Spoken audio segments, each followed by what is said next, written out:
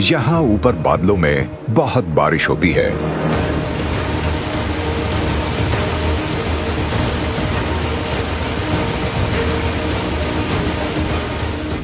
जल्दी ही छोटी धाराएं बड़ी धाराओं में बदल जाती हैं और बड़ी धाराएं नदियों में बदल जाती हैं।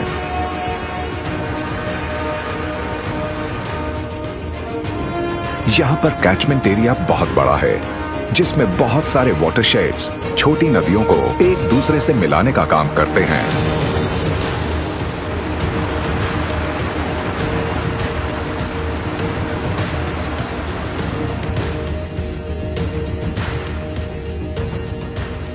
इस नदी के शुरुआती हिस्सों को सेंकू के नाम से जाना जाता है। ये नाम यहाँ के सिसोतू निवासियों ने रखा था। सिसोतू से आगे जाकर ये नदी मुड़ती है और साउथ अफ्रीका के अंदरूनी इलाकों में चली जाती है।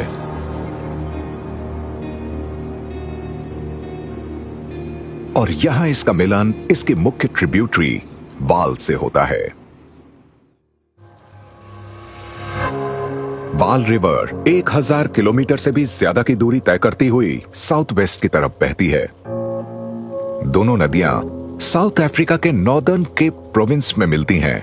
यहां से इनका सफर वेस्ट में अटलांटिक ओशन की तरफ जारी रहता है, जिस दौरान ये नई ताकत के साथ देश का 2/3 हिस्सा पार करती हैं।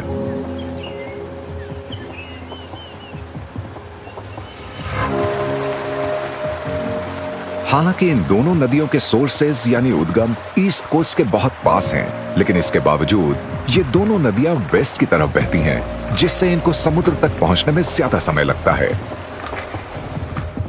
ये टेक्टोनिक अपलिफ्ट का नतीजा है, जिसने इनका ईस्ट की तरफ का फ्लो रोक दिया और दोनों नदियों को इंटीरियर के बेसिन की तरफ मोड़ दिया।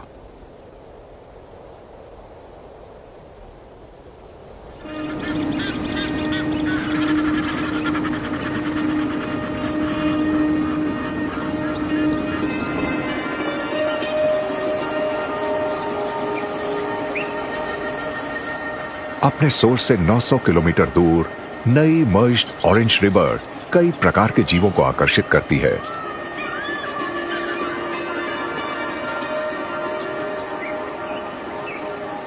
अभी सुबह हुई ही है, पर उड़ने वाले निवासी अभी से व्यस्त हैं। पक्षी यहां पर मौजूद बहुत सारी मछलियों, केकड़ों और मेंढकों से आकर्षित होकर पानी की तरफ आते हैं।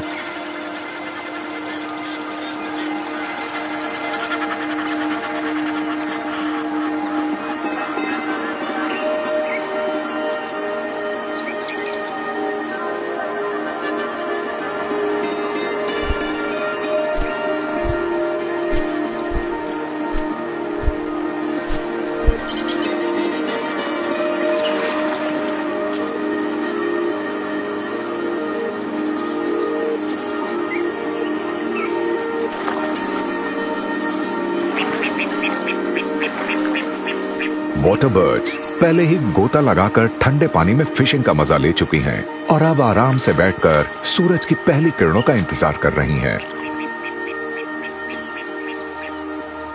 कुछ दूसरी खाने को अपने पास आने देती हैं।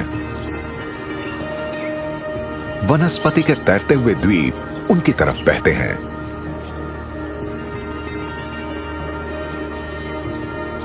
पक्षियों के लिए यह एक मोबाइल बफे है, जिसमें कई फंसे हुए कीड़े उन तक पहुंचते हैं। वैगटेल्स का नाश्ता तैयार है और उसे खाते हुए साथ में सैर भी हो रही है।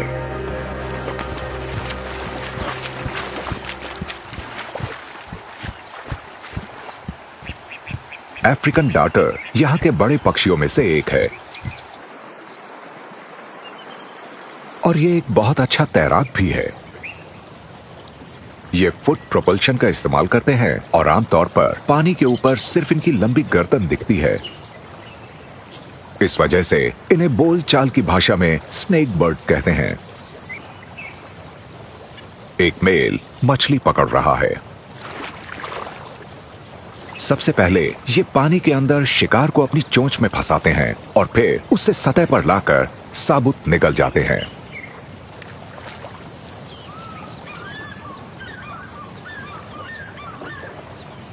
इस मुश्किल काम के लिए थोड़ी प्रैक्टिस चाहिए होती है।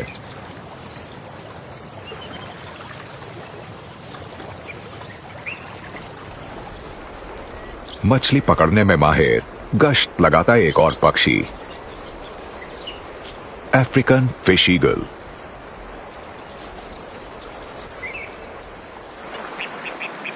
डाटा को चौकन्ना रहना होगा। ग्रेट ईगल को दूसरों का शिकार चुराने में कुछ गलत नहीं लगता है।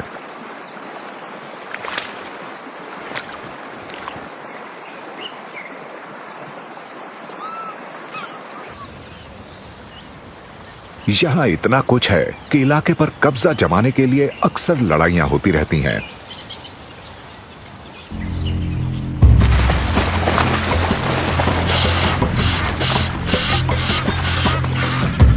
आसमान में हो रही लड़ाई पानी तक आ पहुंची है।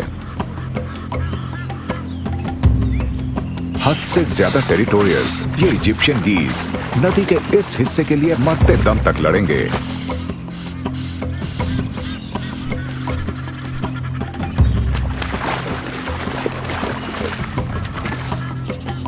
पर इनके झगड़े पर किसी की नजर पड़ गई है।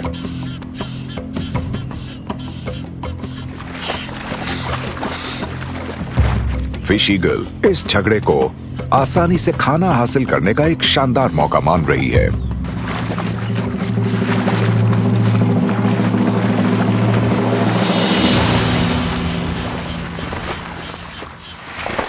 कोशिश नाकाम रही। यह काम उतना आसान नहीं था जितना इसने सोचा था।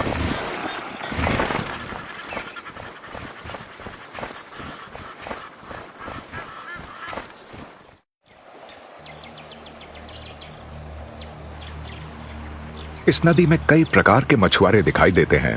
उनमें से एक सबसे शातिर शिकारी बहुत तेजी और खामोशी के साथ मूव करता है और ऑरेंज रिवर के कम गहरे किनारों पर पत्थरों को हटाकर केकड़ों को महसूस करता है।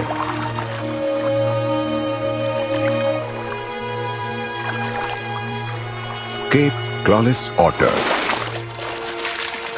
आंशिक रूप से झिल्लीदार, बिना तेज पंजों के पैरों वाले ऑटर की डाइट में केकड़े, मछली, मेंढक और यहां तक कि कीड़े भी शामिल हैं। ये अपने बेहद संवेदनशील विस्कर्स को पानी में संभावित शिकार की मूवमेंट्स को भांपने के लिए सेंसर्स की तरह इस्तेमाल करते हैं। जब तालाबों और नदियों के मडी बॉटम्स को खोदना हो, पत्थरों को उठाना हो और लॉक्स के नीचे देखना हो, तब इनके आगे के पंजे बहुत काम आते हैं।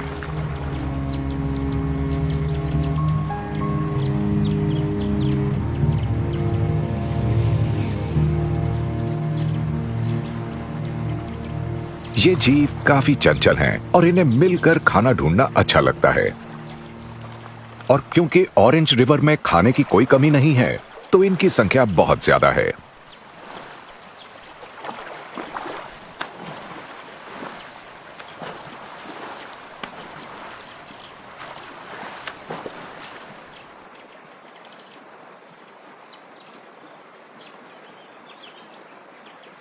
अपने ऊपरी हिस्सों से गुजरते हुए ऑरेंज रिवर कई तरह के प्राकृतिक आवासों में से बहती है। सुबह की किरणें इसके किनारों पर मौजूद ग्रेनाइट बोल्डर्स को गर्म करना शुरू करती हैं और कुछ बालों वाले निवासियों को दरारों और कोनों से बाहर आने के लिए रिझाती हैं।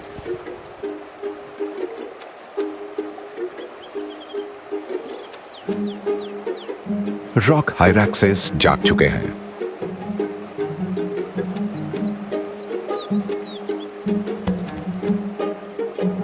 जैसा कि ये रोज सुबह करते हैं, इनका झुंड बोल्डर्स पर कुछ खास जगहों पर बैठकर सूरज से गर्मी लेता है और आगे के व्यस्त दिन के लिए उन्हें थोड़ी ऊर्जा मिल जाती है। हालांकि हायरैक्सेस ज्यादा व्यस्त नहीं रहते हैं। रॉक हायरैक्सेस ज्यादातर समय आराम करते हैं और ये बात अडल्ट्स पर खास तौर पर लागू होती है, जिनको सुबह गर्म हो रहे पत्थरों पर देर तक सोना पसंद है।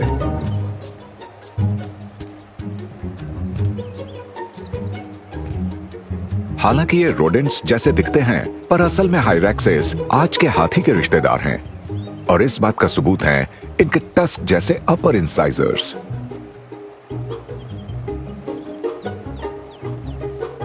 इनके पैरों के सोल्स पर बड़े और नरम पैड्स होते हैं जो पसीने जैसे सिक्रीशन से नम रहते हैं। चौकस एडल्ट्स के बीच बहुत सारे बेबीज हैं। ये भी थोड़ी धूप सेकने के लिए दरारों में से बाहर आते हैं और अपनी मां के सॉफ्ट फर का भरपूर फायदा उठाते हैं। वो पोजीशन ढूंढना जो सबके लिए सही हो एक मुश्किल काम हो सकता है।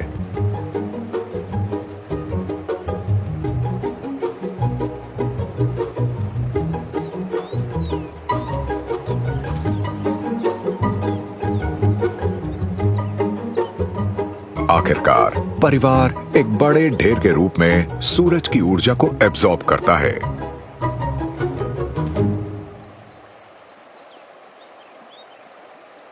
ये शांति कुछ देर की ही है क्योंकि अब इन बच्चों को मौज मस्ती करनी है।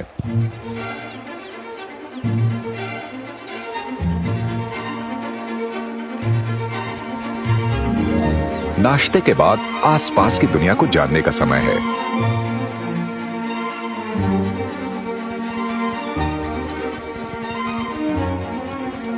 हायरैक्सिस चढ़ने में माहिर होते हैं और हालांकि बच्चों में अपने माँ बाप जैसा हुनर नहीं होता है, पर ये जल्दी सीख जाते हैं। ये पत्थरों पर बहुत आराम से चढ़ते हैं और अक्सर चौंकाने वाली छलांगे लगाते हैं।